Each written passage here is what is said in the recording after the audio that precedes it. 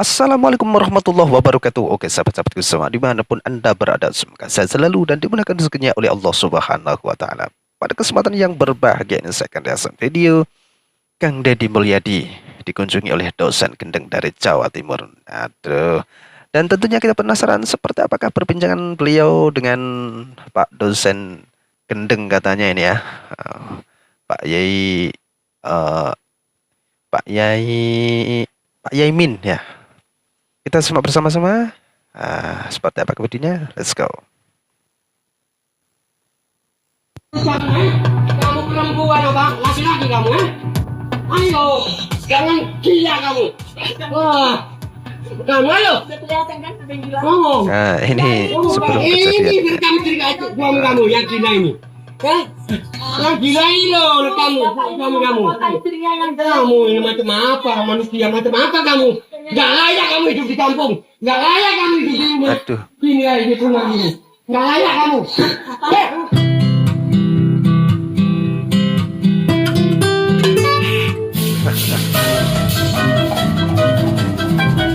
Tayangan sebelum kejadian ya.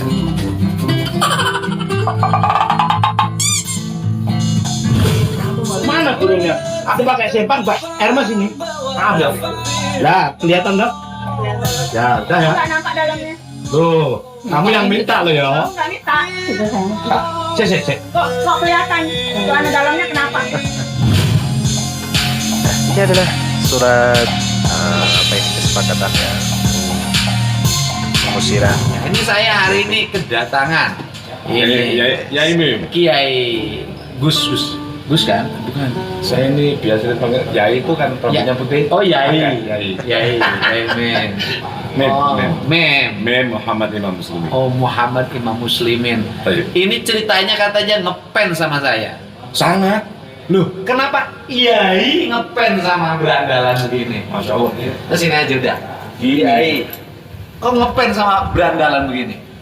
Saya itu bukan hanya saya yang ngefans sama Kang Deddy, bapak saya, mertua saya, istri saya, tontonannya itu. Sebentar dulu, istrinya yang ini. Iya.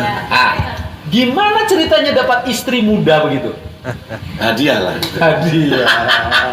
Ini nggak mudah. Sudah 40 sekian. Ya muda lah. 44. Yai berapa? Saya baru apa ya? Lupa saya kalau usia saya itu kayak rahasia kan. Tapi ngajar di situ. Aja. Dosen saya. Dosen. Negeri saya. Sejak S1. S1 ini aja semester ini minta. Sebelumnya saya hanya ngajar di pasar. Pasca. Ya. Tapi ASN. ASN. Statusnya dosen. Dosen. Oh. Saya guru besar. Guru besar. Ya, hampir guru besar. Yang besar apanya? Tentu ilmunya. Ilmunya, alhamdulillah. Jangan sampai kepalanya. Oh, jangan sampai. Seperti Kang Deddy ini kepalanya kecil, Kecil. tapi isinya luar biasa. Karena kepalanya kecil itu yang mengakibatkan menduda. Bukan kepala itu maksudnya. Kepalanya tidak sombong. Oh, Kang Deddy iya. tidak Iyalah. pernah besar. Betul. Sadar bahwa Itu ya. Saya tuh berkunjung Mulyadi didatengin. dengan Ya, ai bayangin. Kepala. Ketahuan Kang Kalinya Deddy. saya berkunjung pada yai. Gus Miftah barusan telepon saya. Apa katanya? Ya. Katanya ya Imam ke ya Kang Deddy ya. Ah. Ya iyalah. Kenapa? Loh, bukankah Kang Deddy itu milik kita? Aku bilang. Loh, Gus Ya Miftah- milik kita sebagai sesama bangsa Ya, Indonesia, betul. sesama Muslim. Kang Deddy itu ajarannya kan itu yang musyrik-musyrik. Apa tuh? Lah, saya justru kalau ada pohon besar, orang-orang tak ajak musyrik dulu. Untuk apa? Untuk musyarakah. Musyarakah itu artinya Kerjasama. kerjasama. Jadi musyrik itu apa? Memelihara atau kita berisyak kepada sesuatu. Misalnya pohon itu besar, lalu kita pelihara, kita obong-obong, kita jaga, kita kasih apa supaya dia mengeluarkan oksigen. Kita memelihara pohon, dia memberikan perlindungan pada kita. Namanya musyarakah. Syirik musyarakah menuju Allah. Nah, ini kan dosen nih, Ya. dosen, guru besar. Hampir. Aslinya mana? Asli dilahirkan maksudnya. Saya biasanya jawabnya cepu.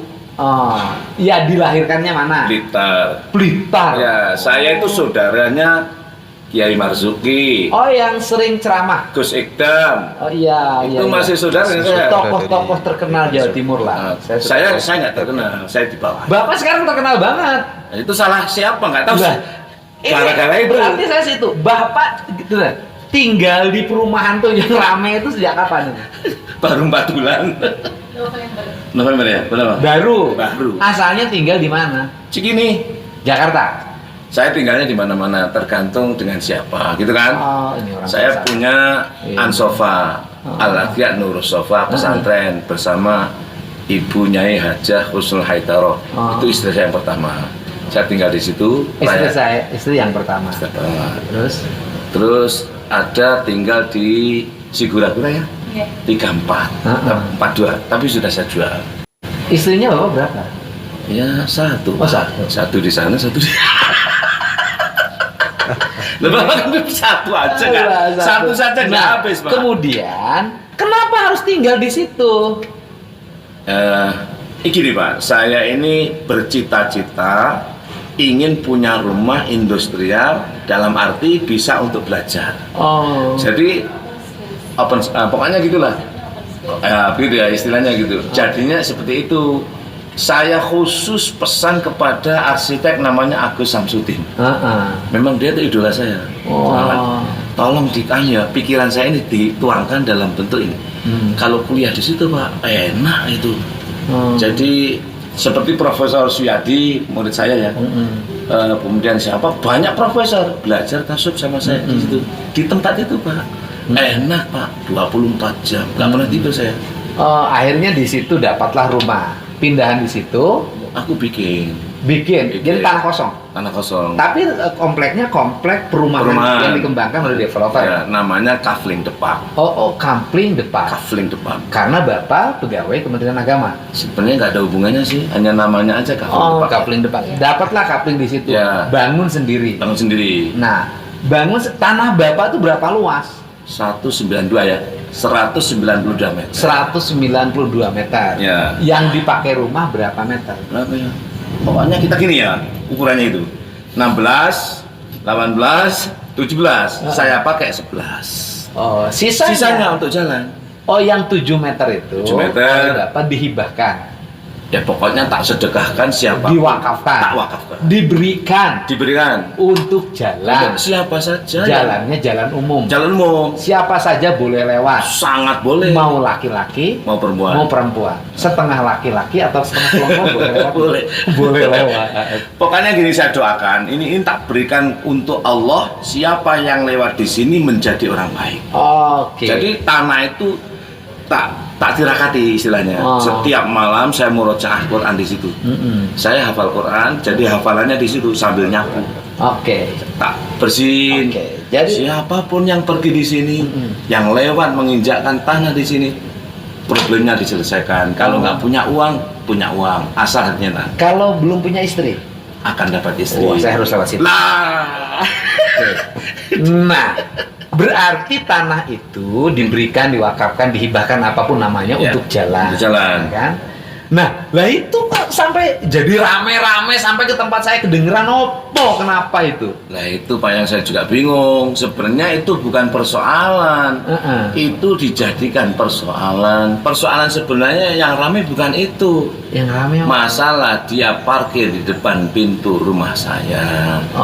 Sehingga sampai 2:30 saya nggak bisa keluar karena saya subuh ada misi jadwal di masjid. Di depan pintu rumah, parkirnya. Parkir karena jam 3 dini hari. mulai sore Pak. Sore. Saya datang dari Jakarta kan. Saya pulang hanya untuk mengisi acara jadwal saya di sebuah masjid gitu.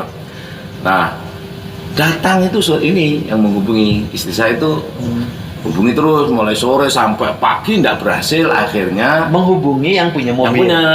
Yang punya mobilnya itu tetangga. rental biasa. 2 RT itu banyak. Saya Dia usahanya merentakan mobil. Mobilnya diparkirnya di jalan. di jalan-jalan. Oke. Kalau sebenarnya punya parkir lahan Pak, tapi terbatas. Nggak cukup. Nggak cukup. Akhirnya diparkir Di juga di jalan, halaman. termasuk di depan rumah saya. Depan garasi. Iya, bukan garasi. Mobil Kan- Bapak nggak bisa keluar. nggak bisa keluar karena dia beranggapan saya pergi ke Jakarta itu biasanya sampai seminggu gitu loh. Oh. Saya kalau pergi ke Jakarta kadang 20 hari baru datang gitu. Itu asumsi saya ya. Oh. Nah, karena di sisi itu kan kelihatan selalu ada. Oh, terus. Ini yang fase yang tengkar itu dia kalau urusan itu. Loh, terus jadilah.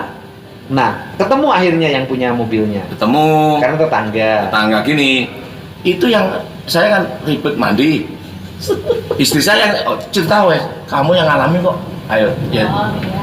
Jadi saya mulai jam 2 telepon terus dan Ini. saya bangun kan Kang karena sejak sore malamnya itu nggak ada respon untuk memindah mobil. Saya bangun kan itu drivernya kan tidur di gazebo-nya terbuka semi permanen gitu. Saya bangunkan nggak bisa, telepon Bu Sahara. Bu Sahara itu siapa? Bu Sahara tuh ya yang nyobakan foto video-video itu di TikTok yang sampai viral. Ownernya rental Bu Sahara. Saya telepon, beliau bilang bangunkan anak-anak tadi maksudnya karyawan. Saya bangunkan lagi sambil goyang-goyang tubuh nggak bisa. Lalu saya telepon lagi, bangunkan pokoknya Mbak sampai bisa gitu jawabnya. Saya bangunkan nggak bisa, terus terakhir kali saya telepon, saya disuruh ambil kuncinya, kunci mobil di tempat biasanya nanti pindahin sendiri Mbak gitu.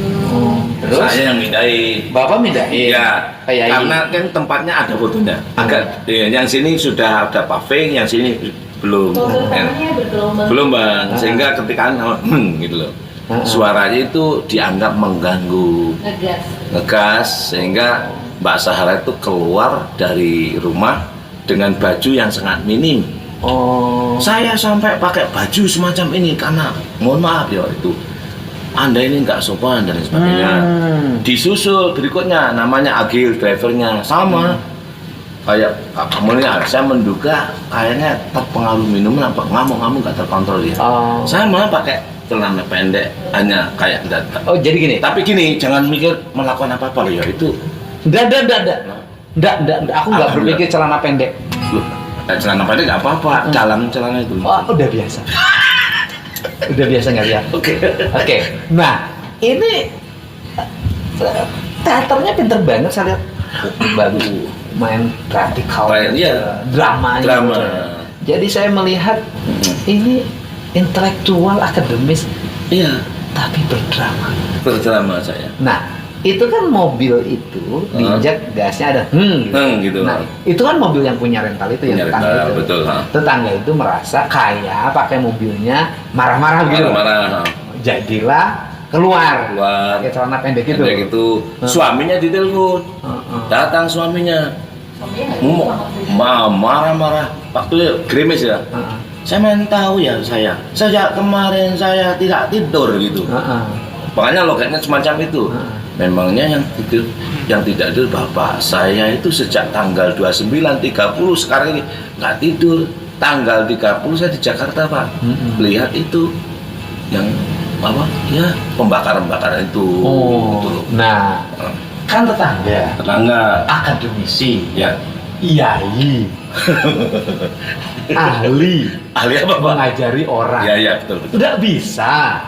Udahlah, wes sama tetangga gitu loh. Nah itu ya bisa lah. Loh kenapa nggak selesai? Sudah selesai Pak. Oh sudah selesai sekarang. Sudah. Ya, kenapa sampai panjang berdrama maksudnya? Ya karena di anu itu di up di video aja. Sebenarnya malam itu udah selesai Mbak. Suami datang ya. Mari kita selesaikan malam ini juga. Pak saya minta maaf. Selesai ya. Si Mbak Sahara juga bilang, saya juga minta maaf Yai. Oke, terima kasih. Saya langsung berangkat ke masjid. Pak Sofyan suami ini juga ke masjid. Tapi bahasa saya itu nyegat itu loh, nyegat di sana ada Indomaret kan, nyegat. Ini bahaya, saya nggak aman. Balik ngambil ini. Batin dia juga nggak aman. Ini satu-satu harta saya. Bapak khawatir? Khawatir lah. Kalau dia dalam ancaman? Khawatir? Khawatir.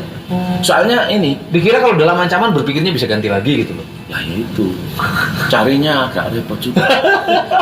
Izinnya yang repot tuh. Jadi ramainya tuh nggak sumput itu. Hanya sekedar dapat ini tuh. Kenapa sampai ada bapak kayak didorong gitu loh? Ya, yang mana itu? Jatuh, Oh, itu terus lapor ke polisi. di polsek. Oh, itu yang itu. Kayak stroke. Padahal kan saya tahu bapak itu lagi mendramakan diri. Ya, itu gini. Siang hari ada orang namanya Pak Ramin. Pak Ramin itu kan kebetulan saat itu Pak Sofyan lagi ngetril. Kalau Pak Sofyan ngetril, istrinya ditinggal di rumah. Kebetulan di situ ada Pak Ramin bersama Mbak Sahara. Saya samperin, Mbak, saya minta maaf loh Mbak. Pak Ramin juga itu Pak Ramin, saya minta karena kemarin tuh terjadi pembongkaran jalan itu, perusakan properti saya. Saya minta maaf. Orang dimintai maaf tambah marah. Minta maaf, pokoknya marah loh. Pokoknya gitu terus saya ditendang gini. Pokoknya nggak terkontrol lah.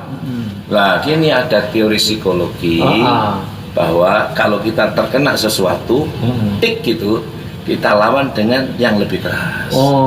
Kalau Kang Deddy misalnya, mohon maaf, Iya. jangan sampai loh. Jangan. Misalnya tak gini kan, tik gitu kepalanya. Kang Deddy jangan biarin. Pura-puralah, bukan pura-pura, jatuhkanlah diri Kang Deddy yang lebih sakit daripada ini, supaya nggak stroke. Itu perlawanan namanya. Itu ada teorinya Bapak. Jadi melakukan itu Dalam rangka drama itu bagian dari pengamalan Tridharma perguruan tinggi. ya. Ya enggak lah Pak. Bagian dari pengamalan terhadap ilmu psikologi. Ilmu psikologi karena Bapak Pengajar. Pak Yai ngajarnya ngajar Tasawuf. tasawuf. Loh, ini orang tasawuf nggak bisa beresin Sendiri hubungan di- sama tetangga. Tasawuf loh. Lagi nih Pak. Orang belajar tasawuf itu langsung diuji. Alias langsung praktek. Siapapun Anda kalau belajar tasawuf akan diuji oleh Allah. Apa itu? Kesabaran, keikhlasan, dan konsistensi terhadap kebenaran. Nah, kemarin termasuk sabar nggak sih? Sabar. Sabar banget. Itu anu Pak. Aku ya apa bahasanya cek marem situ. Cek marem itu artinya apa? Ben marem loh. Oh, ben marem. Caranya gini. Terus itu Pak, saya kan disantet sama Pak Yono. Ini Masih ya, ada santet Loh. kayak gini.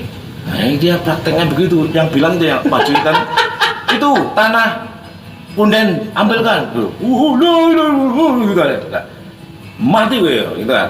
Nah, supaya dia marem Pak, puas bahwa santet itu mandi alias mustajab, maka saya bilang, Pak Yana, itu. Jadi santetnya santet stroke. Bagian dari drama menjawab seluruh teori psikologi yang berkembang. Ya, dengan begitu dia puas, tidak akan nyantet lagi alias sebenarnya santetmu orang mandi blas. Oh gitu. Lain. Intelektual itu akademisi itu bertengkar aja. Luar biasa. Ini adalah penjelasan dari Pak Yai Mim dan Kang Deddy Mulyadi. Dan tentunya sekian cukup videonya sampai di sini. Kurang lebihnya kami mohon maaf yang sebesar-besarnya. Wassalamualaikum warahmatullahi wabarakatuh. Terima kasih.